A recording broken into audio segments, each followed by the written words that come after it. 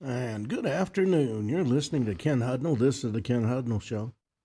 Coming to you from our studios right here in exciting El Paso, Texas, gateway to the Old West and the most haunted city in the country. Well, today is May the 6th, International No Diet Day, National Nurses Day, and National Beverage Day. It's also the date in 1998 when Steve Jobs unveiled the very first Mac. It's also the day in 1937 when the Hindenburg caught fire, was destroyed in Lakehurst, New Jersey. So it's quite a date to remember. Well, let's see what stories we have in the news today. The President Trump has made a announcement about Project Freedom. He cites great progress made in the Iran agreement, so he's paused it. The tensions in the Strait of Hormuz continue to threaten a fragile ceasefire between the U.S. and Iran. Two U.S. Navy destroyers successfully transited the strait on Monday, fending off a barrage of small boats, missiles, and drones. United Arab Emirates intercepted more than a dozen missiles launched from Iran on Monday. President Trump vowed Iran will be blown off the face of the earth if they continue attacking U.S. ships in the strait. Secretary of State Marco Rubio said at least 10 crew members have died ahead of President Trump's Project Freedom in the Strait of Hormuz. And President Trump announced that the Project Freedom to secure ship movement through the strait will be paused temporarily. See if we can bring this war to a conclusion. Well, the University of Washington's women's soccer team actually played a high school boys squad, and you'll never guess who won that particular game. Now, the argument that men belong in women's sports took another blow last week when the University of Washington's women's soccer team had a match against a men's team. Well, actually, it was under 14 boys. Surely the Division I Power Conference team for the grown college women was able to easily dispatch a team filled with barely pubescent boys that didn't even have their learner's permits yet. Unfortunately, it didn't work out that way. To be clear, the Washington Huskies women's soccer team isn't some also ran either. It was a team that is fresh off a Big Ten tournament win and made it all the way to the Elite Eight last season. And they lost to a team of boys. Now, there's a reason the Huskies decided to schedule this game. Practicing against men obviously makes the games against other women's teams seem easy. It's like setting a pitching machine to 100 miles per hour and you know the pitcher you set to face tops out at 90. And if you're shocked by this result, either way too far down the rabbit hole of trans indoctrination and gender equality in sports, or you just haven't been paying attention. If you recall, the U15 FC Dallas boys team absolutely pummeled the U.S. women's national team by a score of 5-2 back in 2017, as it was fresh off a Women's World Cup win 2 years before that. Also, the time the Swiss women's national team lost to a under 15 boys team by a score of 7-1. There's been a number of cases like this. Well, it didn't contain solely to soccer, but if we keep seeing these matches happen and they're giving us a reference point for biological males competing in female sports, the results kind of speak for themselves. And those that worship the transgenders going to have to get real, so to speak. Well, South African police have airlifted a massive crocodile suspected of eating a missing local. There was a high-risk recovery operation over the weekend. airlifted a massive crocodile suspected of eating a local, as I said. Operation followed last month's disappearance of a 59-year-old businessman from Gauteng, South African police of Gauteng, South Africa. South African Police Service said the local media, Smile FM, identified him as Gabriel Batista, owner of the Border Country Inn, located a short drive from the river. Specialized task force eventually tracked down the reptile Saturday along the Kamadi River, where it was euthanized and removed from the area. On examination, they said human remains were discovered in its digestive system. Operation was captured on camera and has since spread widely on social media, showing personnel hoisting this massive crocodile out of the river water by helicopter.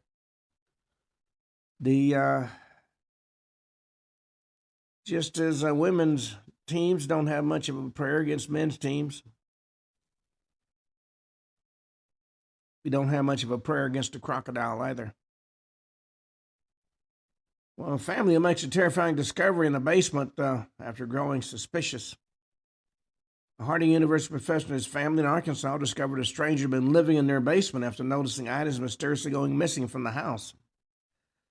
Dutch Hogarth said in an interview with KTHV that he first suspected something was off when he noticed a pair of shoes he normally leaves near the back door were gone. Said he called his wife. She had thrown them away, and she said she hadn't. Over time, we noticed that chairs had been moved around in the house and noticed some of the food was missing. Authorities later identified the man as Preston Landis, been secretly living inside the home for several days, moving from a crawl space into the basement before the family discovered him.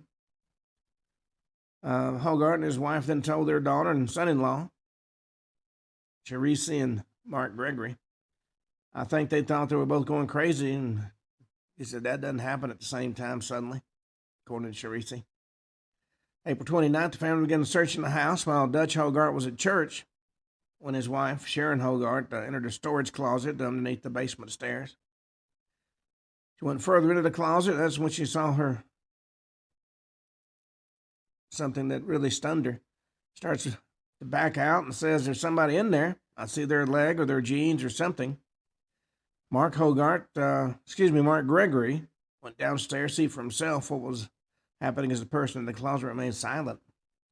Says, when I get in the closet, I yell at the guy to come out. I've got a baseball bat in one hand, and I start hitting the door of the frame just to scare him a little bit, and finally says, okay, I'm coming. Man later identified as Landis told the family he was homeless and stepped out as deputies from the White County Sheriff's Office arrived to arrest him. According to authorities, Landis first arrived April 27th, living in the Hogarth's crawl space before moving to the basement the next day, April 28th, where he created a makeshift bed in a supply closet. Well, strange things to be found in houses, no question about that.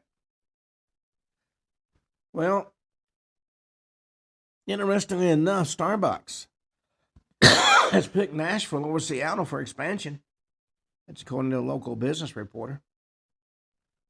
The Seattle Business Report is questioning why Starbucks is choosing to leave Washington and speculating that taxes could be a possible reason of coffee giants expanding in Nashville over Washington. In a Friday article in the Seattle Times entitled, What's Nashville Have That We Ain't Got in Seattle? The article said, start with taxes. Tennessee boasts the nation's 8th best tax climate for business, according to the Nonpartisan Tax Foundation. Their 2025 survey, which considers taxes on income and businesses and sales and property and unemployment insurance rates. Washington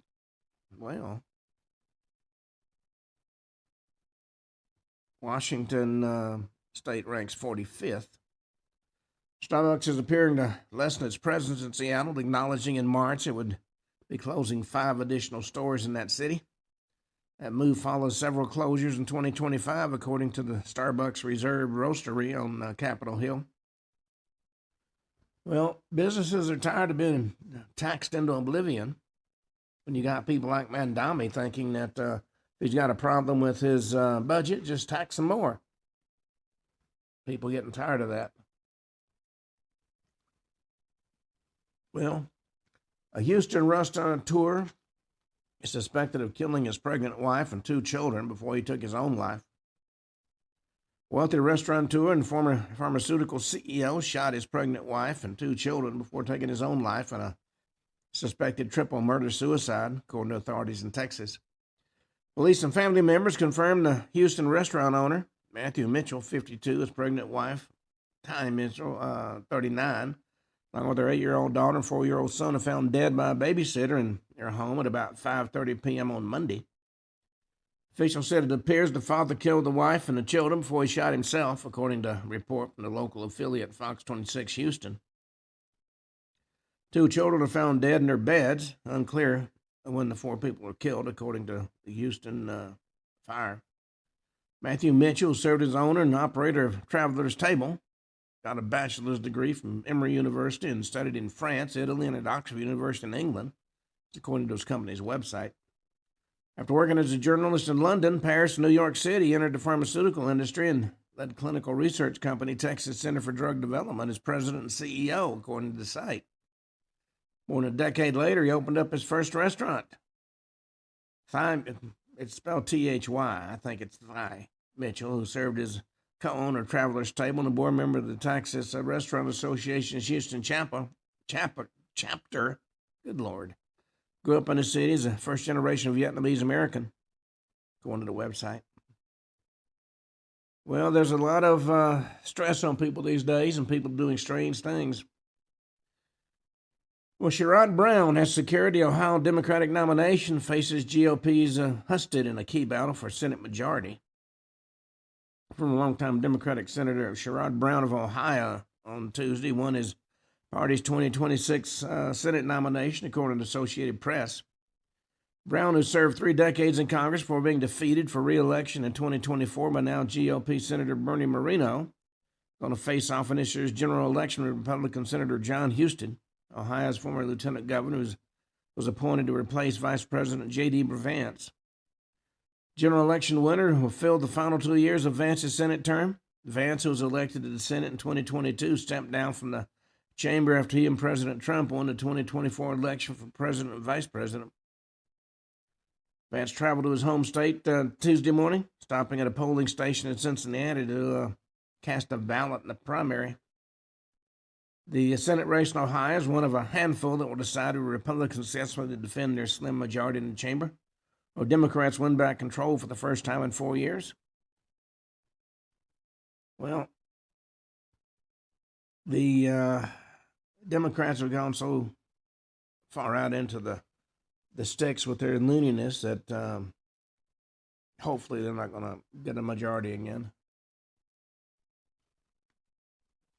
Well, AOC has backed a $25 minimum wage plan that sounds great. But what's the cost of it? Democrats pushed more than triple the federal minimum wage to $25 an hour, reigniting debate over whether a one-size-fits-all policy can work across the U.S. economy. Critics warned the new proposal will do more harm than good, pointing to risks such as inflation, job losses, and added strain on small businesses. So that's part of the problem.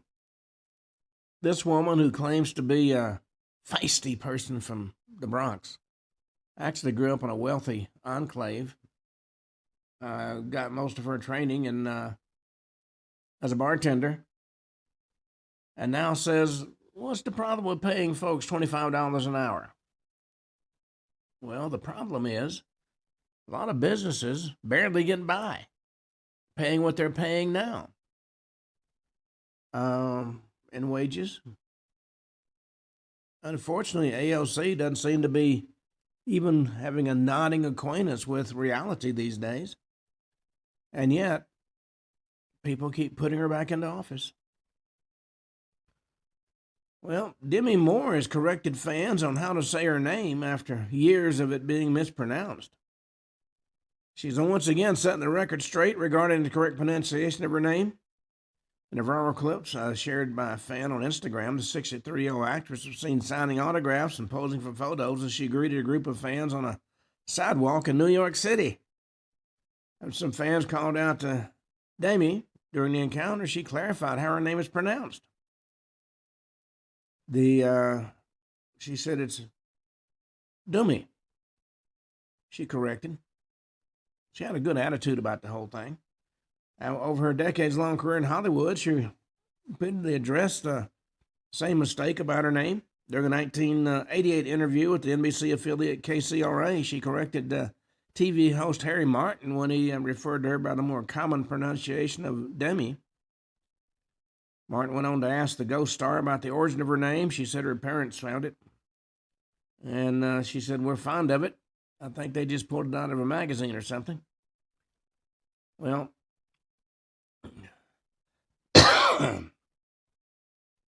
South Carolina inmate who believes he's immortal can't be executed due to mental illness, according to a judge. My humble opinion, a lot of the judges have mental illness and shouldn't be in the positions they've got, but such is life.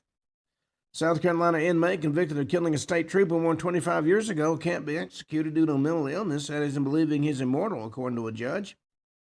John Richard Wood, 59, lacks the ability to rationally communicate with his lawyers and didn't have a rational or factual understanding of his crimes, why he's being punished, or the nature of his punishment. That's according to Judge Grace Knee, made that decision based on the opinions of 3 mental health experts, according to WSPA and the South Carolina Daily Gazette. Psychiatrist with the prosecution, as well as psychologist with Wood's legal team, all agreed he failed this two-pronged legal standard for competence to be executed. With this ruling, the judge upheld the attorney's claim that the debilitating effects of schizophrenia prevents him from facing a death penalty at this time. So no matter how heinous your crime is, if you convince some psychiatrist, psychologist that you're crazy, you get to be supported by the public for the rest of your life. I got a problem with that. Well, Barack Obama and Stephen Colbert gush over Zoran Mondami as they discuss the Democratic Party's future. Former President Obama and outgoing late show host Colbert took turns singing the praises of New York City Mayor Zoran Mondami during their interview Tuesday night. During a pre-recorded interview that aired on Tuesday from the Obama Presidential Center in Chicago, Colbert talked with Obama about the direction of the Democratic Party, specifically regarding the ongoing rift between the liberal and the progressive wings of the party. So you have great leaders. You have people like Virginia Governor Avondale Spanberger and New Jersey Governor Mickey Sherrill, very centrist. Then you have further left like ALC and Zoran Mondami, according to Colbert. What direction do you think would be best for the party to actually achieve change, he asked Obama. Obama shrugged off concerns it was a true divide between the wings of the Democratic Party. Part of the problem with Obama, he's far out in left field as well. He got elected primarily because it would have been racist not to elect him. You can say what you will, but that's what it boils down to. He was not qualified for the position. The video has shown a bridge turn into a burnout bonanza in a stunt-happy takeover, according to police. They swooped in to arrest a number of the road rebels. 9 people arrested and 77 ATVs and dirt bikes seized as part of an investigation into a wild takeover that shut down traffic on the Bay Bridge in California. Oakland Police Department announced the crackdown during a news conference on Monday after officers set up a blockade across the bridge to stop the mayhem on Sunday. In video captured by the police drone, dozens of bikers are seen weaving in and out of lanes on the bridge only to be blocked by officers' vehicles.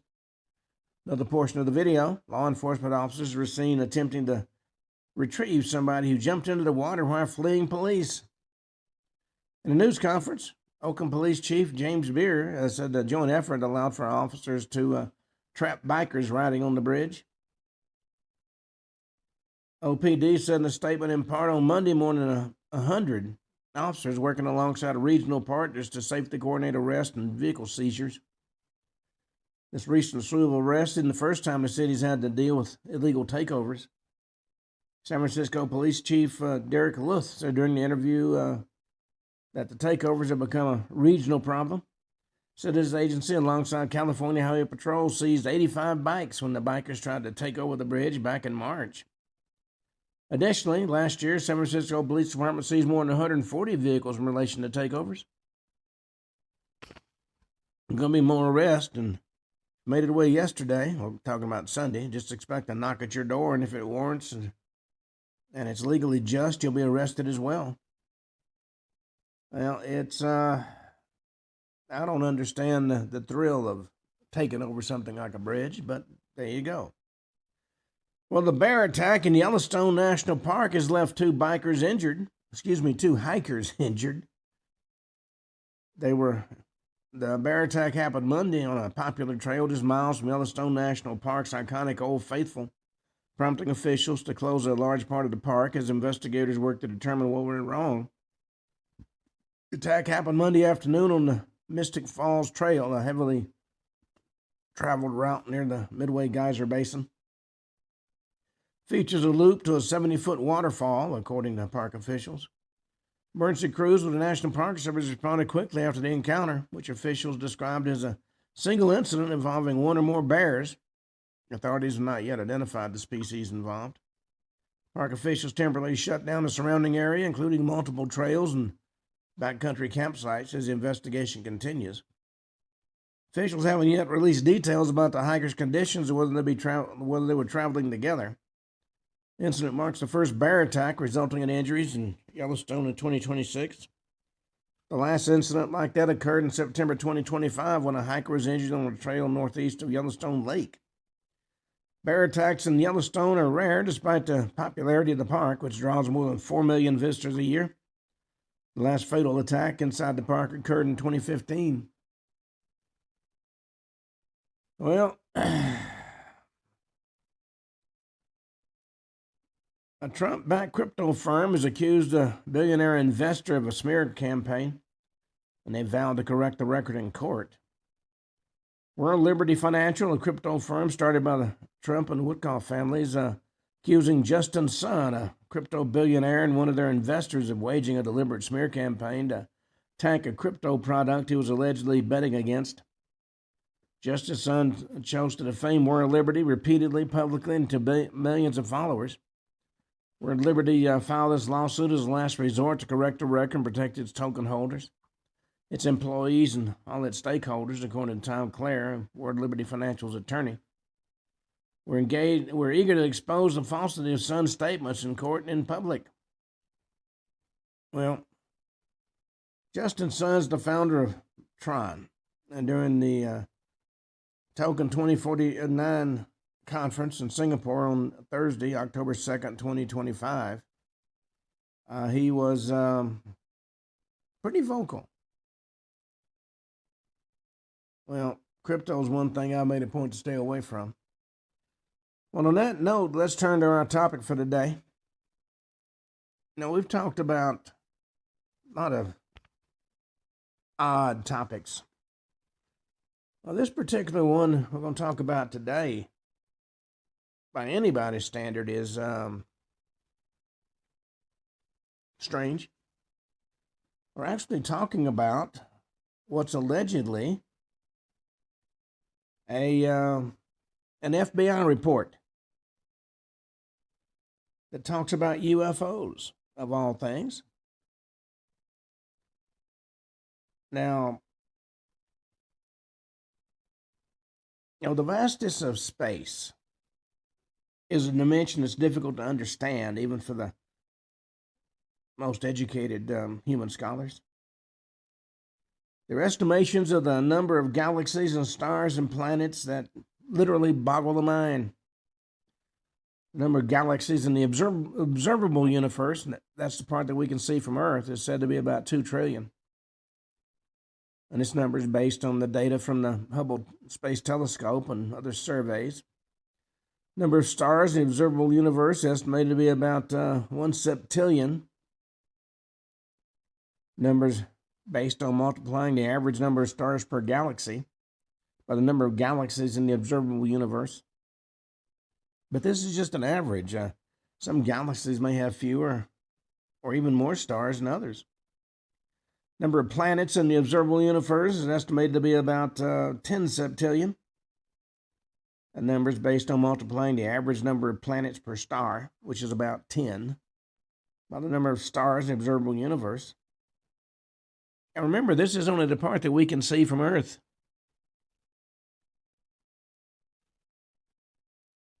You only have to be very pessimistic to realize that on this immense number of planets of 10 septillion, the notion we're the only planet with intelligent life is absolutely divorced from reality.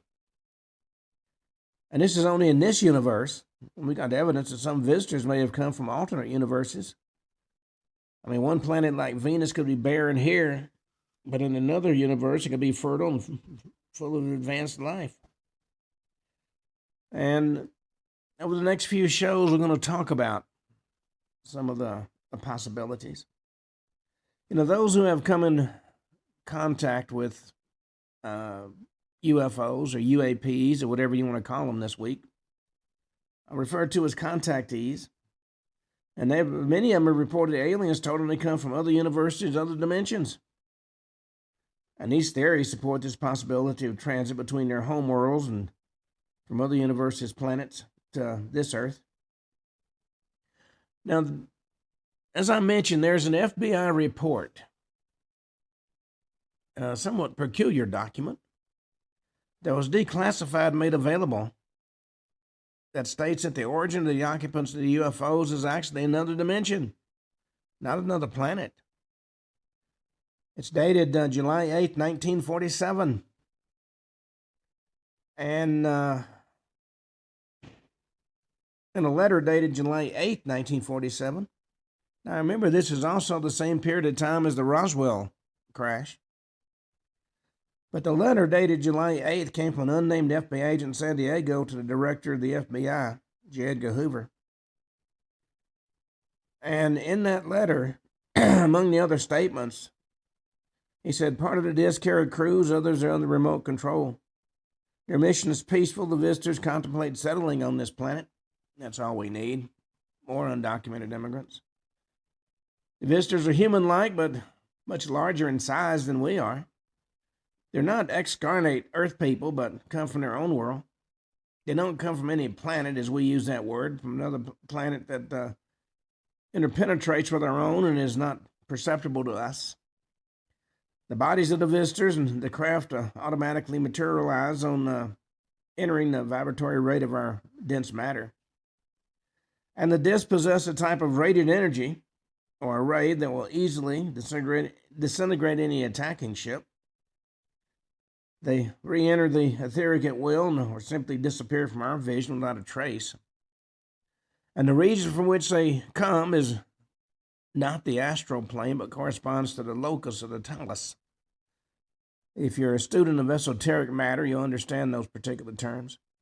And they probably can't be reached by radio, but can by radar, if a signal system can be devised for that. Well, the locus of the talus corresponds to planes of existence in esotericism that corresponds with worlds and spheres or localities, all of which are synonymous synonyms of planes of existence. And it's clearly stated the occupants are not excarnate Earth people, which means they're not deceased people from our planet living in another dimension like an astral plane. But they come from their own world, which would be other dimensions. And since our astral plane would be considered one of the various locus, and the document clearly states they're not from the astral, they're not from our astral plane, is the bottom line. The behavior of a lot of UFOs and UAPs that disappear in seconds from our sight or radar is suitable for a multi-dimensional ship or a spacecraft able to create interdimensional portals at will. And if an FBI agent thought this was credible enough to show to his boss, it's really not something we should be contradicting. I mean, let's face it, J. Edgar Hoover was not the most imaginative person to walk the planet, but even he took it seriously. So over the next couple of shows, we're going to talk about some of these parallel universes and wormholes and stargates and portals and what have you. Some beings from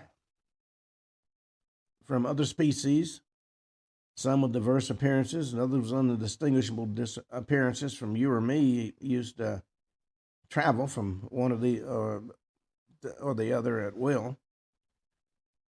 But it seems that we regular humans also can slip into other time and space and even universes by accident or for fortuitous reasons.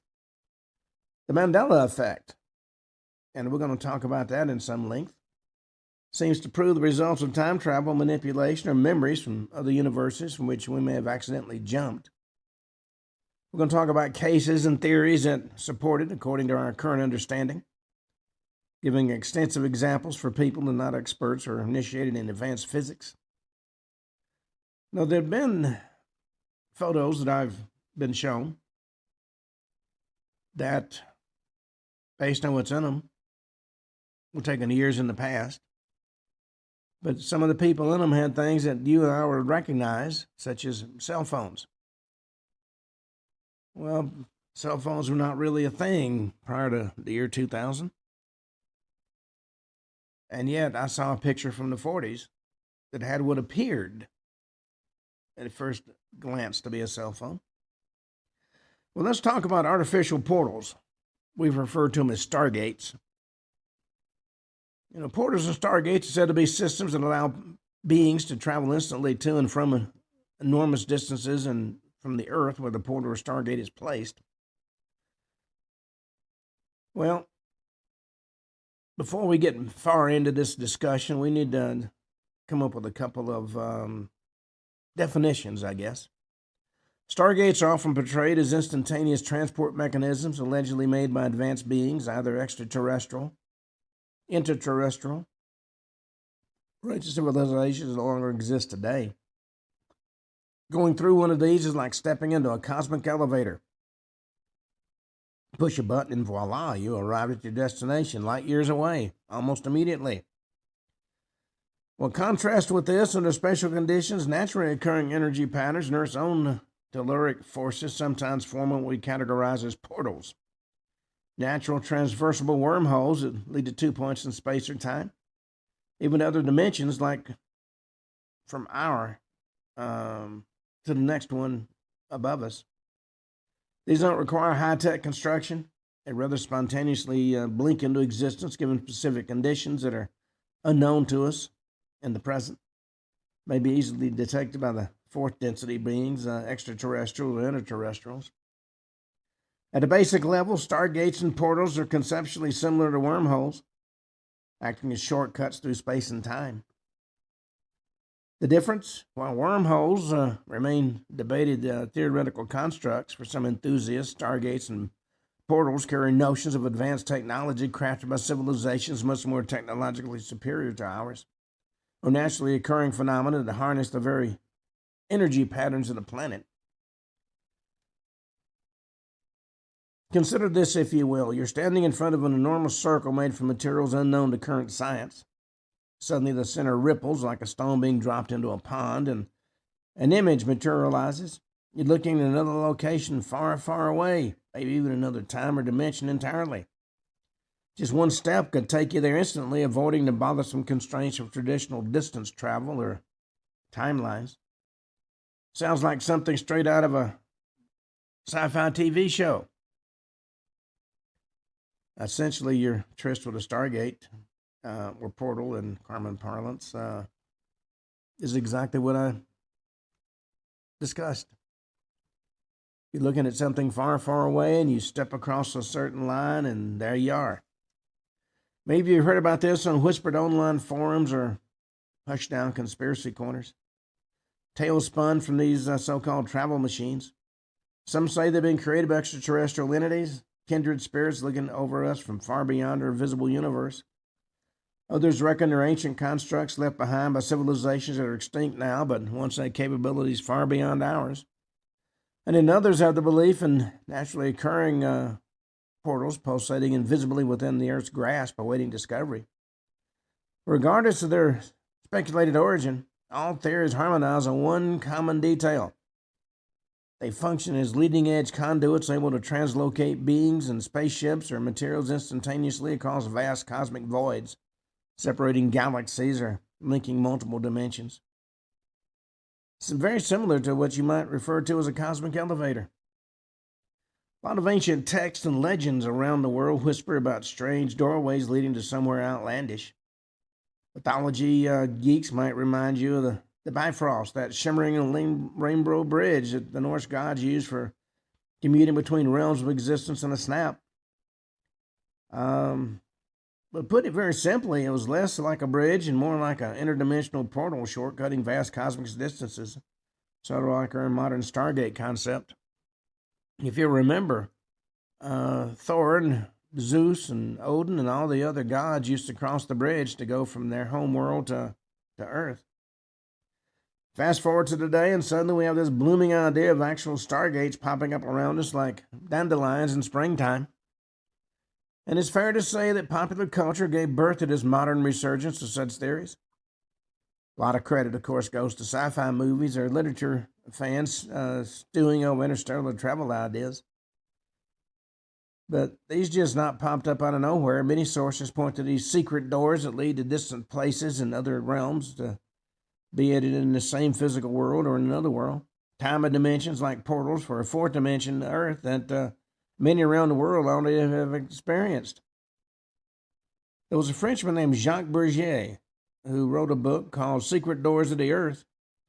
We investigated, among other things, these secrets and some not so secret, like the Bermuda Triangle doorways to other places. And there are those that say the Bermuda Triangle is actually a doorway to another realm. I'm going to talk about a lot of them as we move forward, but noteworthy was Bourget's findings linking this knowledge to many secret organizations that will try to hide it. Now, places that have these natural portals in general bear the following characteristics. Gravity is irregular or disrupted, as well as the Earth's magnetism. People feel dizzy, out of themselves, and can have visions. There have been inexplicable disappearances that have taken place in the site or surroundings. Now, these portals may not be active all the time, but activate due to certain circumstances. Dr. C.M. Mamas, who worked in the Bell Company and made various breakthroughs in regular science, theorized that the activity of these places is linked to the solar maximum activity that has cycles average of about 11 years, which can be varying between 9 to 14 years. Dr. Mamas predicted a cycle once every 9.6 years, and he was right on the money, apparently. His forecast was confirmed. During the solar maximum sun presence spots and emits during the solar maximum, sun presents spots and emits flares that disturb the Earth's magnetic field. It's according to regular science, but it may have a link to the activities of these natural portals, increasing the probability of their activation and increasing the occurrence of missing persons, missing craft, and missing ships. He mentioned the book OEHSP, which was written in 1880 by John Balone Newborough while in trance, which gives a description of how these doors are made. He gives information not available at the time, like the existence of radiation belts only discovered in the 60s. Now, this book was written in the 1880s, remember, which proves that he was in contact with superior advanced intelligence. Extraterrestrials, which are for many races and types, not only the Greys popularized by the movie industry for disinformation ordered by the CIA, use many expedients for contact, like even contact and astral travel, giving messages in dreams and using persons that act like mediums, being controlled by them to give information. Well, on top of that, earlier UFO sightings, reports, and post-contact stories amped up this concept. Many accounts of credible witnesses report that UAPs or UFOs popping up out of nowhere and sometimes disappearing out of thin air, even disappearing from radar, which gives a clue that they entered a wormhole or to a destination unknown. These devices are surely controlled by beings that control this advanced science, and if they control and show this in our present times, nothing is far-fetched as the hypothesis that these advanced otherworldly visitors may have constructed and left behind these magnificent devices hidden in our planet. and our surroundings. Keep in mind, if you've never been to England and looked at Stonehenge, that's pretty much what's being discussed. There's been a lot of theories about Stonehenge. It's supposedly the entrance to another world. In my visit to it, it appeared to be dead, so to speak. But I'd heard a lot of stories about strange things that happened there. Well, in the realm of spiritual science, one concept that often comes up is that of ley lines. Allegedly, these invisible geographical alignments crisscross the globe, linking key historical or spiritual landmarks across continents like an ancient grid. And according to those that believe in the ley line theory, the lines harbor a potent flow of earth energy. Monumental structures such as Stonehenge in England that I just mentioned, the Great Pyramids of Giza in Egypt, and Machu Picchu in Peru are believed to be studied on these energetic highways. Such construction wasn't by random chance, according to theorists. Instead, it was a deliberate move by our ancestors who were attuned to this energy flow. The potential uses and effects of this Earth's energy vary widely among theorists. Some believe ley lines act as portals for interdimensional travel or communication channels with extraterrestrial beings. Others propose these alignments may have healing properties or can amplify the psychic abilities of individuals who access them correctly. I've had a number of people profess to be dowsers, and there's actually a certification that some of these dowsers get. They can detect these lines of force from the earth, and they're positive and they're also negative forces. The positive ones favor healing, and the negative ones can cause disease. Ley lines are like big highways of force, but the streets are very usual, and this grid has squares from about 2 meters usually. Plants don't grow in the negative ones, and when two or more ley lines cross, if they're positive, the potential is immense, so natural portals at these positions are actually a real thing. More lines of energy in an intersection, the more powerful these will be. According to many stories, the ancient people of Earth knew and usually built sacred buildings at these intersections. Well, the ley lines in North America have been discussed in a number of things I've looked at. Supposedly in the Bermuda Triangle, there are a number of intersections.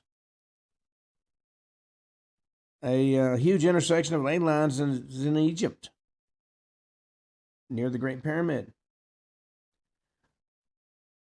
Well, we're going to talk about some of the locations or places around the world that could be natural portals or stargates, according to conspiracy theorists. And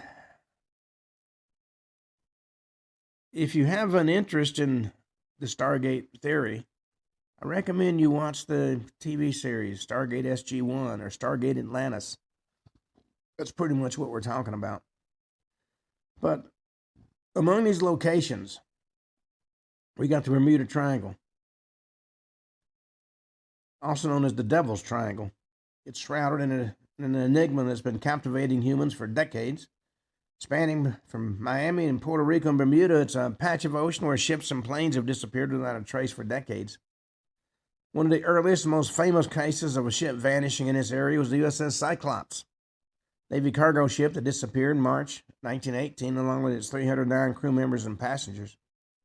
Ship was en route from Barbados to Baltimore, Maryland, lost contact, never reached its destination. No distress signal was sent, no wreckage was ever found. Well, imagine this, if you will, that instead of falling victim to poor weather conditions or inadequate navigational technology, these vessels actually ventured into the jaws of interdimensional gateways. Who knows where they wound up? Well, if that sounds crazy, you need to buckle up because we're going to go much deeper down this particular rabbit hole. Consider this hypothesis, if you will. Within the confines of the Bermuda Triangle exists a natural wormhole or an access point to another dimension akin to a cosmic subway system. And when you're standing on one side of a river trying to reach the other side, think about what happens if there isn't a bridge in sight. What if there was an underground tunnel that allowed you to instantly teleport across? Transposing this scenario into the Bermuda Triangle, disappearing vessels didn't meet unfortunate fates at sea, but instead were unknowingly drafted into galactic expeditions traversing time and space continuums. Well, now let's theorize even further. When crossing this portal, they find themselves immersed in alternate realities. Parallel universes brimming with strange landscapes and maybe even civilizations countering our realities. Multiplied echoes of Earth norms, mired in puzzling twists like the reverse flow of time or altered laws of physics. It's important here to introduce quantum mechanics, an integral component enriching our speculative theory crafting session. Quantum physicists propose particles that can exist simultaneously across multiple places. Phenomena finding its roots in parallel universe theories. What if elements within these phenomena hold forces necessary for activating or sustaining such hidden portals? Interesting also is the role electromagnetic anomalies reportedly detectable within these waters may play. Are they swirling gatekeepers gauging suitability for passage through portals, or evidence laying barely hidden entries into alien worlds? Also keep in mind, during World War II, we had a flight of 5 TBM Avenger bombers on a training mission. Flew into nothing. Just vanished. And if something crashes into the ocean or sinks into the ocean, it's almost impossible to think there wouldn't be debris. I mean, think of how many things you deal with on a daily basis that would actually float if thrown into the water. How can none of these things be found, in spite of numerous searches? Then we got the Puerto de Ayamarca, also known as the Gate of the Gods, tucked within the mountains of southern Peru in the province of Puno. Its peculiar stone formation has baffled historians and explorers for decades, alternating between the rugged mountain terrain to serene Lake Titicaca. This region carries a vibrant tapestry of Incan history intertwined with its unique characteristics, and one such remarkable feature being the infamous Puerto de Ayamarca. Well, the Gate of the Gods is not your typical monumental architecture. Instead, it's a large door-like carving on a massive rock face, made up of a 22-foot by 22-foot stone with a 7-foot-high inset door cut into the granite. The Incas thought that the bigger of the two doorways was used by gods to move between realms. The smaller one was utilized by mortals. Well, the door itself doesn't lead anywhere, remaining solidly embedded into the mountainside, quite literally a doorway to nowhere. But here's where things get interesting, folks. According to local legends and speculative theories, it's far from just a decorative carving. Use your imagination and imagine this. You're standing in front of this enormous door, seemingly leading straight into solid rock. It's silent out there among the rough cliffs under an infinite sky above, and suddenly your hand grazes over an indentation right in the center of this gate, said to resemble some sort of star pattern or map by the locals. And then, before you know it, you blink your eyes open as bright white light consumes everything. And where are you? Well, there are many who believe you crossed over into another dimension or a parallel universe. And that's what speculation about Puerto de Ayamarca conjures up in our minds, walking right into parallel universes or different dimensions through this gateway carved cleverly into aged stone. Supporters argue that Inca is playing around with multidimensional travel long before Einstein got his hand on the E=mc² equation. This gateway said to serve as evidence of their advanced understanding of cosmic pathways and dimensional shifts. Conspiracy theorists dub it an alien portal left behind by extraterrestrials with whom ancient civilizations supposedly interacted. Local inhabitants talk about tales passed through countless generations where extraordinary events occurred at this site. Instances straying phenomenally clear from logic and bending toward supernatural occurrences. Stories talk about narratives about high priests disappearing through the gate during special ceremonies never to be seen again. Fielding rumors about sudden teleports into mysterious realms beyond human cognition. And we got the Sedona Arch Gateway, also known as Devil's Bridge. That's an area of enhanced energy in Sedona, Arizona. There's a stone archway there that's 7 feet high and 5 feet wide, stands in the midst of nowhere in the area. People have vanished by stepping under the archway, according to a local Native American legend, never to be seen again. Then, of course, there's Stonehenge, prehistoric monument in England that consists of a ring of standing stones. Some speculate this structure was built as a portal for ancient aliens or as a device for time travel. Stonehenge's massive blue stones were drawn from hundreds of miles away. They argue these stones contain unique vibrational properties, which, when aligned with specific terrestrial bodies during solstices, allow them to open gateways to alternate realities or jump through time. And many believers point to personal experiences of sudden disorientation or reports of temporal distortion while visiting the site as evidence. I saw or felt nothing when I was there. Moreover, proponents tie ancient folklore to support their hypothesis. Celtic legends recount mystical guardians transporting between worlds using stone circles.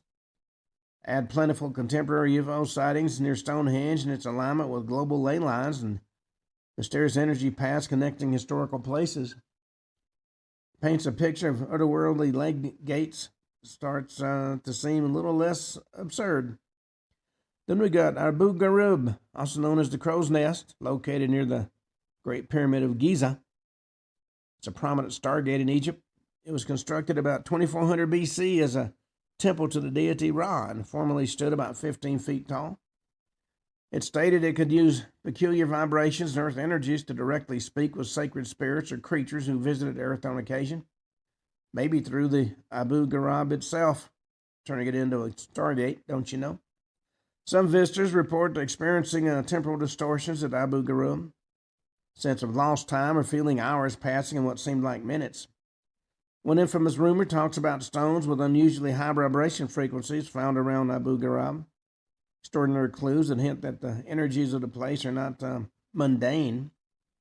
Theorists link this Stargate structure to Atlantis. Then we got Easter Island, a remote island in the Pacific Ocean. It's famous for its giant stone statues called the Moai. Some suggest these statues are markers for a portal that connects to other planets or dimensions. And then, of course, there's the well-known Mount Shasta, potentially active volcano in California, considered to be a sacred site by many Native American tribes. Some believe this mountain's a portal to a subterranean city called Telos, an advanced civilization derived from the lost and destructed continent of Lemuria lives. Lemuria is supposedly the Pacific version of Atlantis. According to a lot of claims, Telos is part of a network of cities underground, also linked to the Agarthian network of cities. Then we got the Gulf of Aden, situated in Western Asia, near the Arabian Peninsula. The Gulf of Aden is familiar to most due to its strategic location linking major sea routes. It lies between Yemen and Somalia, which connects the Red Sea and the Arabian Sea. Some claim this Gulf is a location of a Stargate that was activated in 2008, opening a wormhole to another galaxy. Theorists say this Gulf could be a potential gateway to another dimension, maybe even time travel. Some wild claims suggest an alien-made magnetic vortex lies under the waters of the Gulf. The supposed attractor pulls anything within its reach into its swirling core. Ships have reportedly vanished from radars only to reappear unscathed after several weeks, with the crews shaken but largely unharmed. Baffling phenomena like these pique curiosity among conspiracy theorist enthusiasts who argue these occurrences can't simply be chalked up as mere navigational errors or flukes. Instead, they affirm theoretical teleportation or maybe jumps through time-space fabric could be at play here. Supporters draw attention to the unusual military presence around this zone under the excuse of battling Somali pirates. Convenient pretext, maybe masking their actual intent, studying this mysterious energy vortex. Then, of course, there's the famous Skinwalker Ranch, property in Utah that's reported to be a hotspot for paranormal activity, such as UFO sightings and crop circles and cattle mutilations and poltergeist. Some think this ranch is a portal to another world or a parallel reality, where shape-shifting creatures known as skinwalkers roam. Then we have Bolivia's Gate of the Sun. This gate, discovered in the 1800s, is an ancient monolithic stone arch hewn from a single huge piece of stone. Sits at an altitude of 3,800 meters, that's 12,500 feet, don't you know? Amid the Bolivian Andes, nestled among the ancient ruins of Tiwanaku. Many scholars, it's an important key to understanding the pre-Inca civilization that once thrived there. Others see it through a different lens. They propose this incredible artifact may house secrets beyond our conventional understanding of history and science. Well, along internet forums, whispers have long circulated that the Gate of the Sun might be more than just an archaeological treasure. It could potentially be a gateway to other dimensions or even time travel device.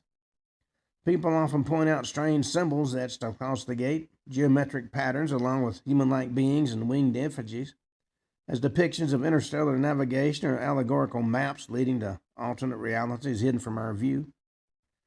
And adding fuel to these speculations are countless tales told and retold by the locals. Stories about individuals who vanished without a trace near the gate circulate with hushed voices among the natives. One such account narrates about a wanderer who was drawn toward the gate during twilight, only to vanish into thin air as he touched its surface. These accounts generate a lore of possible teleportation or sudden cross-dimensional journeys. Then we got the Stargate of Sri Lanka, recognized by bizarre symbols cut into stone on a 6-foot diameter grid in the rugged wilderness on the island. The Stargate in question is theorized to be located inside the ancient city ruins of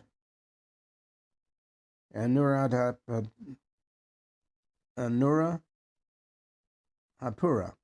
once a thriving Buddhist spiritual center with thousands of monastic complexes. This city tumbled down history's annals into relatively obscure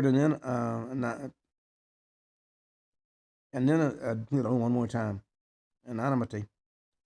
The local folklore contains numerous stories of pilgrims vanishing only to reappear years later without having aged a day. Eyewitness accounts describe peculiarities around the supposed location that defy conventions.